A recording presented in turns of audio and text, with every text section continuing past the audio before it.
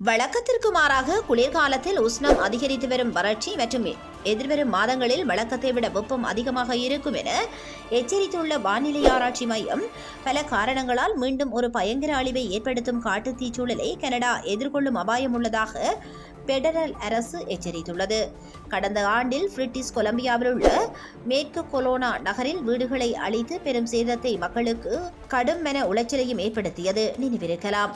அப்போது கண்ணுக்கு முன்னே காட்டுத்தீயில் வீடு பற்றி எரிவதைக் கண்டும் ஒன்றும் செய்ய இயலாமல் கண்ணீருடன் மக்கள் நின்ற காட்சிகள் பல வெளியாகின.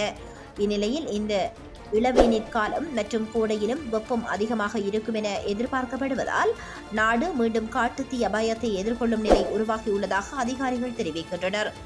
தெற்கு கியூபெக், கிழக்கு ஒன்டாரியோ மற்றும் மேற்கு கனடா முதலான பல பகுதிகள் ஏப்ரல் மாதத்தில் காட்டுத்தீ அபாயத்தை எதிர்கொள்ளும் நிலையில் உள்ளன.